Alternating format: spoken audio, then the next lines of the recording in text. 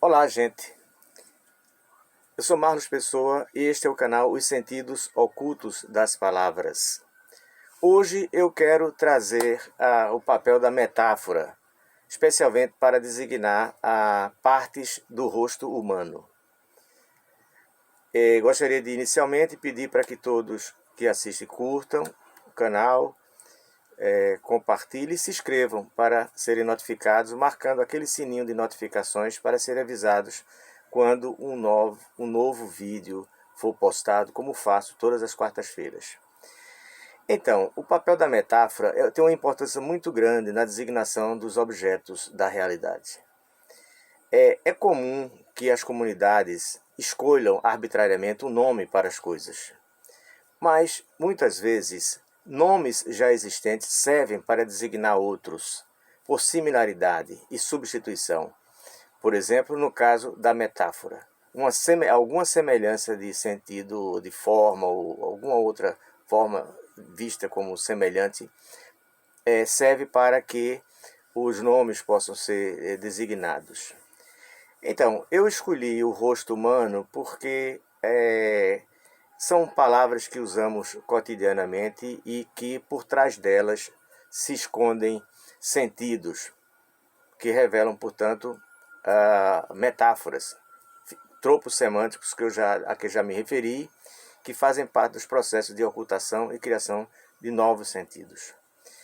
Começando pela parte frontal, primeiramente o rosto. O rosto em si já é uma metáfora, porque na verdade o rosto, originariamente, a gente já não tem mais essa consciência, significava bico de aves.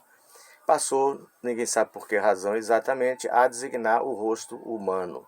Claro que é uma metáfora, se fez uma espécie de comparação e substituição do termo originário. Embora a palavra face, vamos dizer, que é uma das formas originárias, permanece. No caso especificamente do rosto, portanto, nós temos nessa linha reta de cima para baixo a testa, o nariz e, naturalmente, o queixo. São essas três formas que eu gostaria de destacar. Testa, na verdade, originalmente significa pote de barro. É isto mesmo, pote de barro.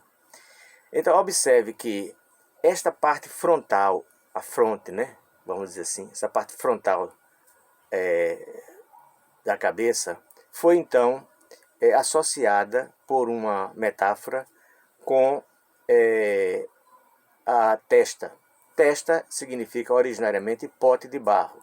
Então há uma semelhança com esse formato aqui, como se fosse uma lateral, uma parte frontal de um pote de barro.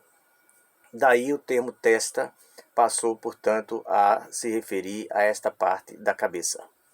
Veja que em francês a palavra tête, cabeça, designa, portanto, pote de barro. Quer dizer, a cabeça no francês vista como um todo.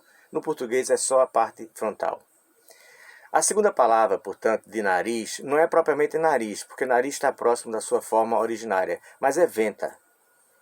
Venta, que é a forma popular, na verdade, se refere a vento, o local por onde o vento passa, que é nitidamente uma influência espanhola de ventana, que em espanhol quer dizer janela, quer dizer, o lugar onde o ar passa livremente, exatamente nessa região do nariz. A outra forma, a terceira forma que eu gostaria de destacar como metáfora, é queixo. Ora, o que é que queixo tem a ver com a metáfora? Vocês conhecem a palavra cápsula. Cápsula significa uma pequena caixa. Eu vou falar em outros vídeos sobre os diminutivos, mas a terminação ulos, ulas, é formadora de diminutivos. Então, na palavra cápsula, temos originalmente o sentido de uma pequena caixa, uma caixinha, que vem de capsa, Então, capsa deu o nome cápsula como diminutivo, uma pequena caixinha, o formato de uma caixinha, e capsa também deu caixa, E de caixa, por masculino, como masculino, ficou queixo. Queixo, portanto, tem o formato de uma caixa.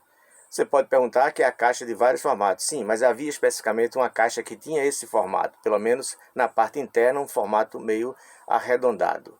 Então seriam esses basicamente três metáforas que vamos dizer assim, fazem parte da constituição do rosto, ou seja, é nitidamente um processo de criação de palavras por um tropo semântico para designar partes do rosto.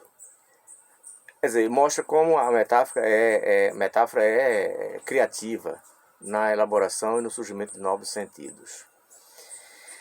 Há outras formas do rosto que eu gostaria de destacar, que não são propriamente metáforas, mas são formas curiosas, né? Que a gente poderia, por exemplo, destacar ainda. Por exemplo, no caso de maçãs do rosto, né? É uma metáfora ainda hoje usada, porque naturalmente se refere ao rubor da face, então daí a associação com maçãs. Ainda hoje se diz as maçãs do rosto. É uma metáfora viva, né? Não se percebe, portanto, como em testa. É uma metáfora, vamos dizer assim, histórica, né? Historicamente já estabelecida e fixada, né? Que não se percebe mais essa relação. Em maçãs do rosto, isso é ainda nítido. Eu gostaria, só por curiosidade, de destacar a palavra bochecha. Não é? Bochecha tem um nome engraçado, se a gente olhar direitinho. Veja que a forma radical é de boca, né? De boca. E essa terminação eixa tudo indica que seja um diminutivo, porque os diminutivos são muito produtivos na formação de palavras do português. Então, em bochecha, nós teríamos, assim, em princípio, uma pequena boca, algo assim no sentido mais carinhoso, no sentido de diminutivo, enfim, tem uma carga afetiva. Não é? No caso de bochecha. O radical, como eu disse, é de boca. Atribui-se, por exemplo, a influência francesa bouche, em francês bouche é boca, né? Então ficaria mais próximo bochecha. Seria uma hipótese, né?